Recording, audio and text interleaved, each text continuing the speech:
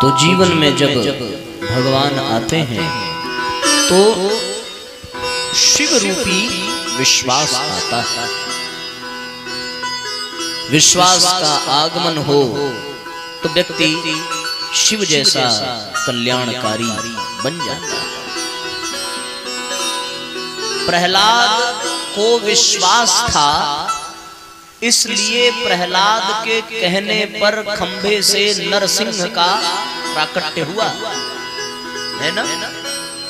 मीरा को विश्वास था, तभी तो मीरा ने जहर का प्याला उठा करके पी लिया। सोचो जरा, हम अमृत पीकर भी वो चैन नहीं पा सकते जो चैन मीरा विष पी करके पाती है। काहे? चमत्कार मीरा में नहीं था, बल्कि कह लो चमत्कार भगवान में भी नहीं, चमत्कार विश्वास में है। विश्वासम फलदायकम, विश्वास ही फल देता है। एक महिला वृंदावन में गई भगवान का दर्शन करने, उसने 200 रुपए चढ़ाए और 200 रुपए चढ़ाया तो पुजारी ने उसके पैसे दान पेटी में डाले और एक लड्डू ला करके प्रसाद के रूप में उसको दिया। उसने कहा कि महाराज परिवार में और लोग हैं, एक और दे दीजिए। पुजारी ने न जाने किस भाव में उस महिला को डांट करके भगा दिया। डांट करके भगाया तो महिला ने पुजारी से झगड़ा कर लिया और बेचारी रोने लगी। और रोते रोते जब पुजारी से झगड़ा करने का कोई लाभ न दिखा तो उस महिला ने क्रोध में आकर के भगवान को ही गालियां दे दी कि बैठे मंदिर में मुस्कुरा रहे हो, 200 रुपए दिए 4 लड्डू नहीं दिला सकते, किस बात के भगवान हो। क्रोध किया, रोते रोते बेचारी मंदिर से बाहर आ गई। इतने में एक लड़का दौड़ करके आया और उस महिला को एक लिफाफा पकड़ा गया और जैसे लिफाफा पकड़ाया और वो पकड़ा करके भागा, महिला ने लिफाफा खोला तो उस लिफाफा में 200 रुपया और 4 लड्डू मिला और नीचे लिखा था कि मैया अनावश्यक क्रोध मत किया कर, इतनी सी बात के लिए इतनी जोर से मुझे डांट दिया, ले तेरे 200 रुपए और परिवार के लिए 4 लड्डू दे दिए। अब तो उस महिला के आंख से आंसू गिरने लगे कि प्रभु सुन रहे थे। यदि उस समय उलाहना देने की बजाय स्तुति कर ली होती, प्रार्थना कर ली होती तो आज जीवन का उद्धार हो जाता। विश्वास जाग, विश्वास जग जाए तो शबरी की तरीके से हजारों वर्षों की प्रतीक्षा भी थोड़ी हो जाती है। और विश्वास न जगे तो फिर पल भर भी भरोसा होता नहीं। शबरी प्रतीक्षा करती है विश्वास के बल पर। जीवन में विश्वास होना चाहिए, ये जान जाना। जिसके जीवन में से भगवान के प्रति, अपने प्रति विश्वास उठ गया, उसका जीवन बेकार हो जाता है। फिर वो हर समय मनोविकार में जीता है, अवसाद का शिकार हो जाता है। इसलिए बड़ा से बड़ा कष्ट जीवन में आ जाए, कभी घबराना नहीं चाहिए। ध्रुव के तरीके से, प्रहलाद के तरीके से, शबरी के तरीके से, सुदामा के तरीके से, इनके जीवन में क्या था? न धन, न संपत्ति, न संपदा, न परिवार, न बाल, न बच्चे, न समाज, केवल एक ही चीज इनके पास थी और वो थी साथियों विश्वास। ये संसार विश्वास के आधार पर चल रहा है, ये जान लो। बच्चा माँ के गर्भ से पैदा हुआ, उसे ये तो पता है कि ये मेरी माँ है, लेकिन अगर उसको अपनी माँ पर भरोसा ना हो तो वो कभी अपने बाप को पहचान नहीं पाएगा। उसकी माँ कहती है कि ये तेरा पिता है। अगर वही माँ किसी दूसरे पुरुष के प्रति कह दे कि तेरा पिता ये है तो वो बच्चा मानने पर विवश हो जाएगा। विश्वास पर ही दुनिया चल रही है। क्योंकि उसका वास्तव में पिता कौन है ये उसकी माता ही जानती है और कोई नहीं जान सकता, क्योंकि माता और पिता के संयोग से ही पुत्र प्राप्त होता है। तो माँ पर विश्वास किया उसने, तभी उसे पिता का सुख मिला। यदि वो माँ पर भरोसा न करे तो वो जीवन भर पिता को ढूंढता ही मर जाएगा, कभी पा नहीं सकता। एक लड़की अपने माँ बाप को, अपने भाई को, अपने बहन को, अपने रिश्तेदारों को, अपने कुल को, अपने गोत्र को, अपने जीवन को, अपने बचपन को, अपनी खुशियों को, अपनी इच्छाओं को, अपनी कामनाओं को, अपनी भावनाओं को सबको छोड़कर एक झटके में अपने ससुराल चली आती है। क्यों? केवल एक विश्वास के कारण कि मैं जिसे अपना पति मान रही हूँ उसके यहाँ मुझे पिता का, माँ का, भाई का, बहन का सुख मिलेगा। जो खुशियां मुझे यहाँ मिल रही हैं वो वहां भी मिलेगी। यदि ये विश्वास न हो तो कोई भी लड़की किसी के घर में कभी जाएगी नहीं साथ। इसलिए यदि कोई कन्या घर में आ रही है तो उसके विश्वास को मत तोड़ना, उसे बेटी से बढ़ करके प्यार देना, ताकि उसे ये विश्वास हो जाए कि वो अपने ससुराल में नहीं अपने घर में ही रह रही है। ये विश्वास दिलाना पड़ेगा। और कौन दिलाएगा? जो सास बन करके बैठी हैं उनसे कहो कि ए सासों अब माता बन जाओ, और जो आई है उसे बेटी से बढ़कर के प्यार करो। उस पति को समझना चाहिए कि उस पति के लिए वो सब कुछ छोड़ करके आई। उस पति को कभी अपनी स्त्री का अपमान नहीं करना चाहिए, उसके विश्वास को ठेस नहीं पहुंचानी चाहिए। उसकी तो जिंदगी ही उजड़ जाती है जब उसके साथ विश्वासघात होता है। जीवन में सारे पाप कर लेना क्षमा हो जाएगा, लेकिन भैया विश्वासघात मत करना कभी कभी। अभी एक बहुत अच्छी मूवी आई है, हमने उसको देखा, आप लोग भी देखना। मनोज बाजपेयी की मूवी है। उसमें एक बड़ी सुंदर बात उसने कही कि रावण सीता का हरण करता है, इस अपराध के लिए उसे क्षमा किया जा सकता है, लेकिन वो साधु बनकर के सीता का हरण करता है, ये ऐसा अपराध है कि इसे कभी क्षमा नहीं किया जा सकता। यदि वो रावण बनकर सीता को लेने आता तो शायद उसको माफ कर दिया जाता, पर उसने सीता के साथ विश्वासघात किया। तो साथियों, इंसान हो, इंसानियत में भरोसा न उठने पावे किसी का, इसको ध्यान रखना। कभी किसी जरूरतमंद पर, कभी किसी के विश्वास पर उंगली न उठे, कभी किसी के साथ विश्वासघात न हो। एक बार भरोसा टूट गया तो फिर वो आदमी अंदर से हिल जाता है, उसका सब कुछ नष्ट हो जाता है। और ध्यान देना, परम पूज्य गुरुदेव ने कहा है कि इस संसार में यदि तुम किसी को कुछ देना चाहते हो तो केवल और केवल भरोसा दे दो, उसे सब कुछ मिल जाएगा। और यदि तुमने भरोसा न दिया तो तुम सब कुछ दे दो, सब कुछ देना बेकार हो जाएगा। द्रौपदी को कृष्ण ने जीवन भर कुछ नहीं दिया, कुछ नहीं दिया द्रौपदी को, लेकिन जब मुसीबत की घड़ी आई तो द्रौपदी ने दोनों हाथ ऊपर उठा करके कृष्ण को आवाज लगाई। किस बल पर आवाज लगाई? ओ माघ में जो खिचड़ी लेके आईबा, सड़ जाई गठरी हम खोलब नाई। सावन में तोहें बांधे बदे, जरई हम ताल में बोर बनाई। तू बहिनी बहिनी गोहरईबा, तू बहिनी बहिनी गोहरईबा, कबहू न मुँह हम खोलब नाही। भगवान विश्वास ही देते हैं और प्रभु कहते हैं फाड़ी के साड़ी तू ही बंधलू, अंगुरी में अबैले निशान पड़ावा। लाज तोहार बियाज में राखब, मूल अबैले पड़ा पड़ावा।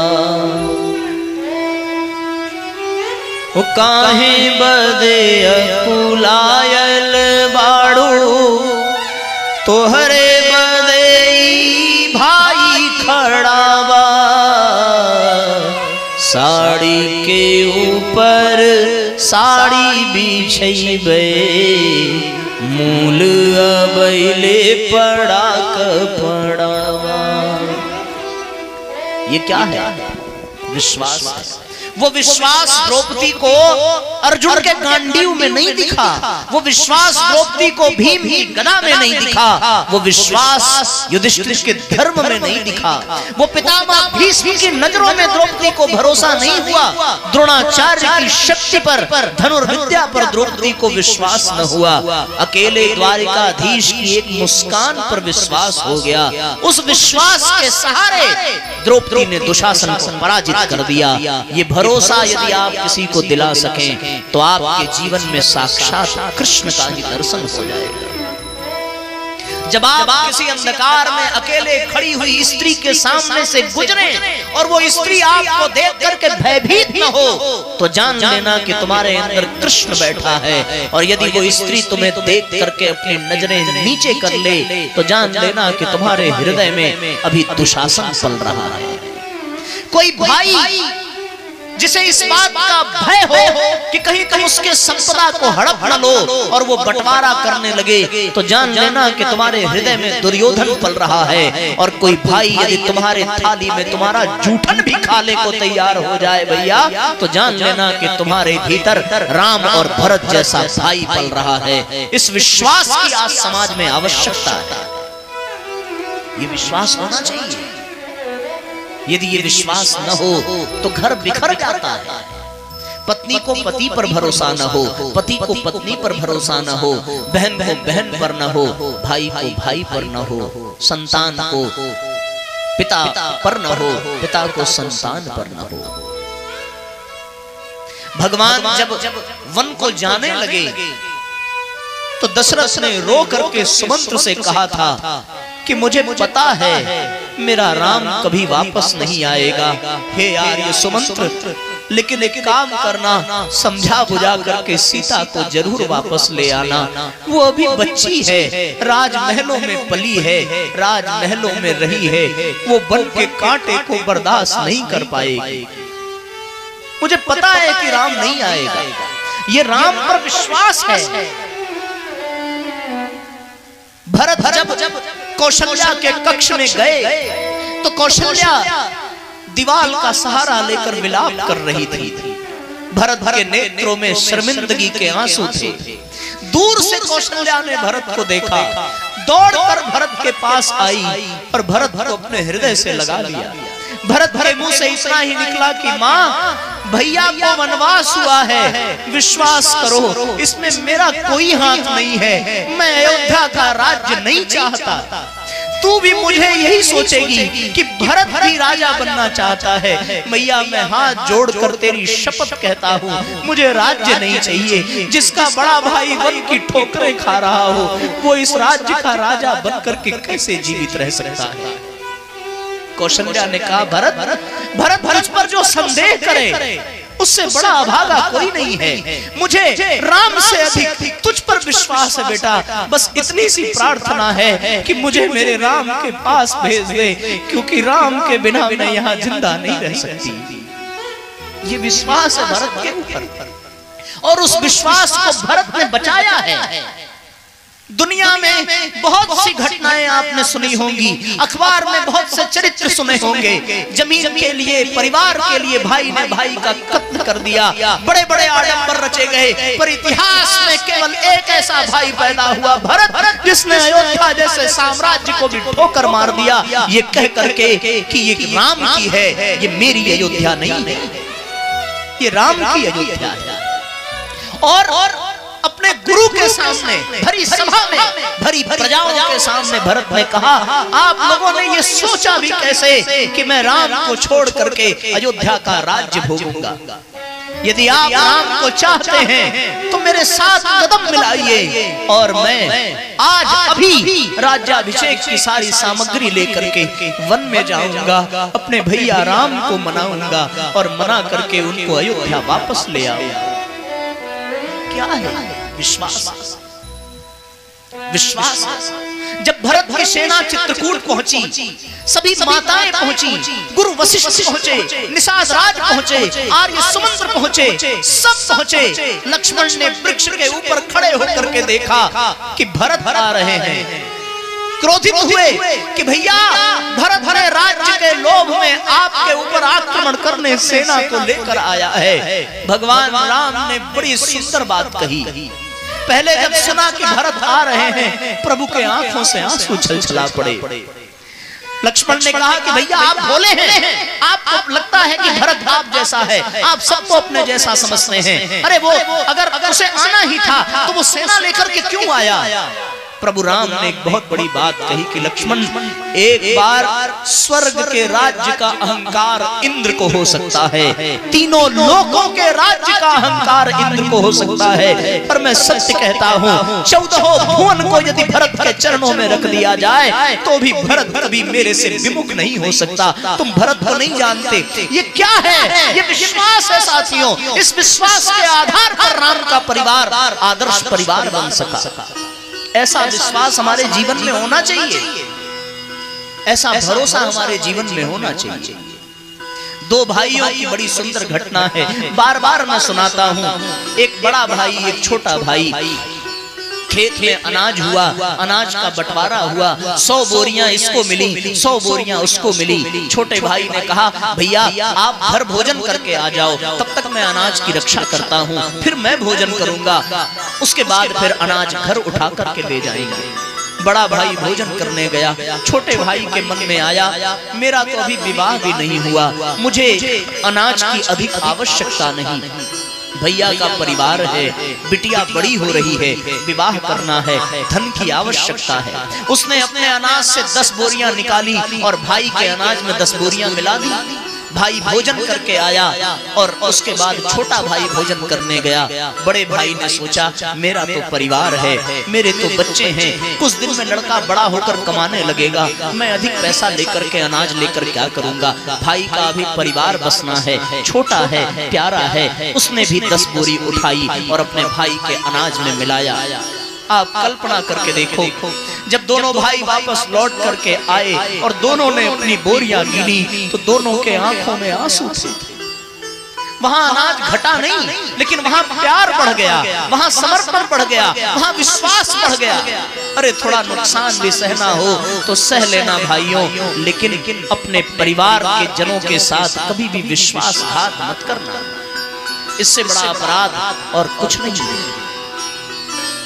आपको पता है रावण हारा, राम जीते, पर इतनी सी बात मैं कहूं कि उनके हार का और राम के विजय का एक बहुत बड़ा कारण यह भी था कि रावण को अपने भाई पर भरोसा नहीं था और राम को अपने भाई पर खुद से ज्यादा भरोसा था, इसीलिए राम विजयी। विश्वास करो, विश्वास दिलाओ, विश्वास ही सब कुछ है। यदि विश्वास खो गया तो फिर मनुष्य समाप्त हो जाता है।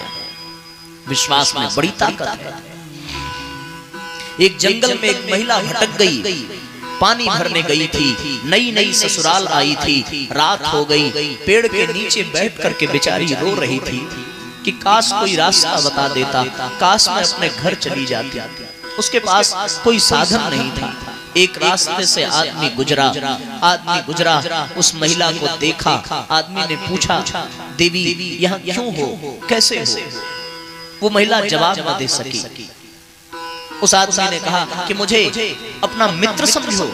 महिला ने कोई उत्तर नहीं दिया। उस आदमी ने कहा, यदि तुमको मुझ पर विश्वास नहीं तो मैं तुम्हें अभी पत्नी के रूप में स्वीकार करता हूँ। वो महिला कोई जवाब न दे सकी। उसने कहा कि मुझ पर भरोसा नहीं तो इंसानियत के नाते विश्वास कर लो, मैं तुम्हें तुम्हारे गंतव्य तक पहुंचा दूंगा। उस महिला ने कोई जवाब नहीं दिया।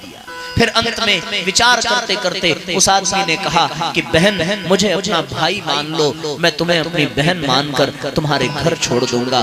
जब उसके मुंह से बहन शब्द निकला तो उस स्त्री के आंख से आंसू निकल गए। तब जाकर उसको विश्वास हुआ कि ये अब मेरे विश्वास करने के योग्य है। ये क्या है? ये विश्वास। विश्वास को मत तोड़ना कभी। भगवान के यहाँ जब प्रभु शिव जी आए तो शिव यानी विश्वास, शिव यानी भरोसा, शिव यानी कल्याण। भगवान शिव का आगमन हुआ। भगवान शिव ने मां यशोदा से प्रार्थना की, मैया मुझे दर्शन करा दे। किसका? प्रभु के दर्शन करना चाहते हैं भगवान। मां ने कहा कि अभी मैं लाला का दर्शन नहीं कराऊंगी। भभूति रमाए बाबा भोलेनाथ आए,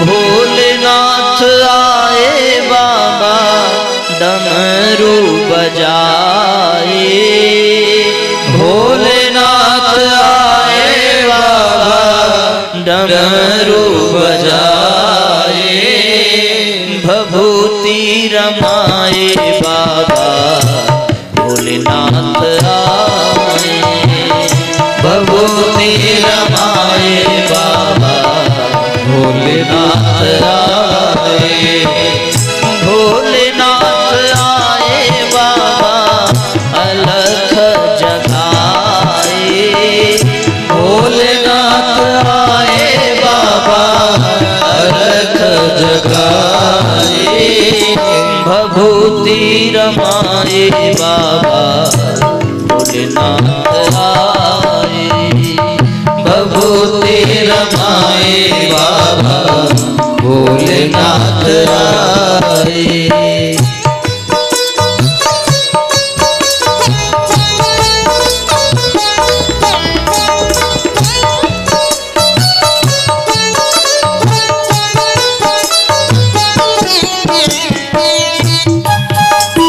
भावपूर्वक तालियां बजाइए, बाबा विश्वनाथ का स्वागत करिए।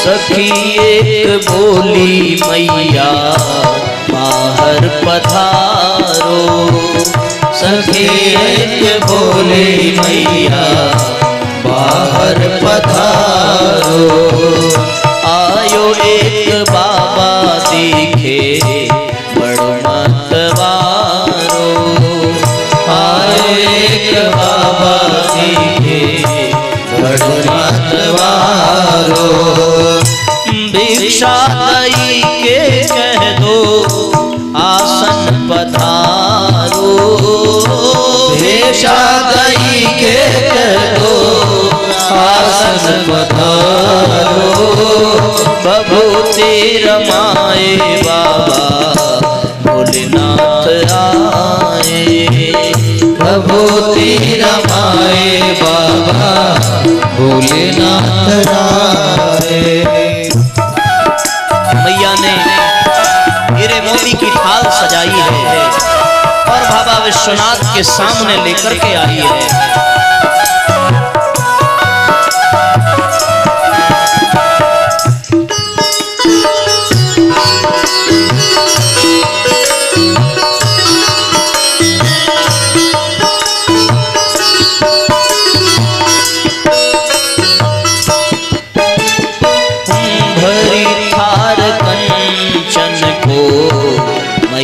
सिधारी भरे थार कंचन को मैया सिधारी, नमन करी के मैया वचन उबारी, नमन करी के मैया वचन उबारी, आशीष दीजे बाबा सुखी रे मुरारी।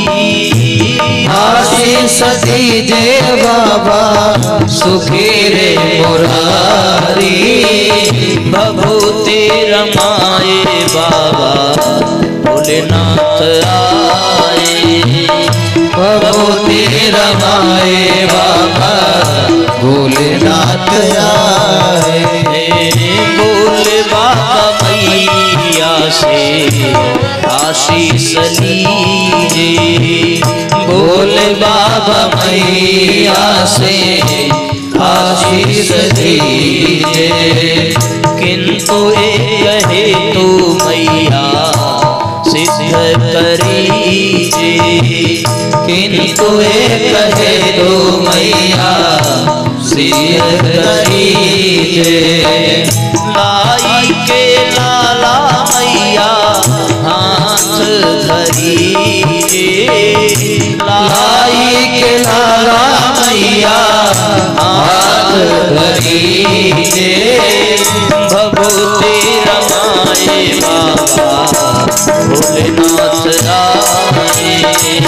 भभूति रमाए बाबा भोलेनाथ आए। भभूति रमाए बाबा भोलेनाथ आए। भभूति रमाए बाबा भोलेनाथ आए। बार बार भगवान शिव ने मां से प्रार्थना की है कि हे मैया मुझे लाला का दर्शन करा दे। मां ने निराश किया है, बाबा भिक्षा लो और यहाँ से जाओ। भगवान शिव ने कहा कि ऐसी भिक्षा इसका कई गुना हीरे मोती जवाहरात मैं तुझे दे दूं मैया। मैं तो आया हूं मेरे लाला का दर्शन करने। मां ने स्वीकार नहीं किया। भगवान शिव ने प्रभु से प्रार्थना की कि भगवान प्रार्थना स्वीकार करिए, बड़ी दूर कैलाश से मैं आया हूँ केवल आपसे मिलने। बिना मिले तो जाऊंगा नहीं, बिना देखे तो जाऊंगा नहीं। भगवान कृष्ण मुस्कुराए, कहने लगे प्रभु यदि आप वैकुंठ आते, यदि आप गोलोक धाम आते तो मैं आकर के आपका स्वागत करता, आपके चरण पखारता। पर क्षमा करना भोलेनाथ, मैं इस समय गोकुल में हूँ और गोकुल में माँ की आज्ञा के बिना मैं कुछ भी नहीं कर सकता। मैया चाहेगी तो ही दर्शन हो सकता है। भगवान शिव ने कहा कि देखो कन्हैया समाधि लगा लूंगा और यहीं बैठा रहूंगा जब तक दर्शन नहीं हुआ। दुनिया इधर से उधर हो जाए, बिना देखे तो जाऊंगा नहीं।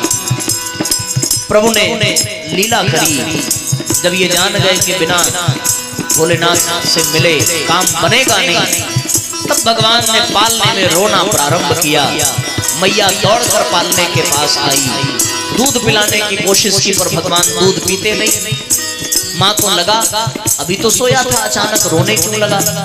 इतने में योग माया जो गोपी बनकर के आई है उसने कहा कि यशोदा तेरे लाला को लगता है नजर लग गई है और बाहर बाबा खड़े हैं, नजर झड़ा दे तो ये खाने पीने लगेगा। यशोदा बेचारी क्या करती, उठाया लाल को पालने से और लेकर के आई भगवान के सामने। हरि ने हर को देखा, हर ने हरि को देखा, दोनों ने एक दूसरे को प्रणाम किया। मैया दूर रखती है और भोले बाबा तो अपने स्वामी को देख करके गए समाधि में। और कन्हैया ने कहा अब जब प्रभु के पास आई गए हैं तो थोड़ी लीला भी की जाए। गले में सांप और भगवान कृष्ण माँ की गोद में, और भगवान कृष्ण हाथ बढ़ाकर सांप को ही पकड़ना चाह रहे हैं और सांप भी भगवान के चरण छूना चाह रहा है। माँ यशोदा घबराई, डरी कि ये नजर झाड़ रहे हैं कि डराने आए हैं। माँ ने जोर से कहा कि लाला सांप है, काट लेगा। भगवान कृष्ण ने मन ही मन कहा मैया तो जिसे सांप समझ रही है ना, हम क्षीर सागर पे इसी का बिस्तर लगा करके सोते हैं, डरने की कोई बात नहीं। पर माँ तो बस माँ ठहरी। प्रभु ने दर्शन किया, दर्शन करके प्रस्थान करते हैं। बोलिए बाबा विश्वनाथ की।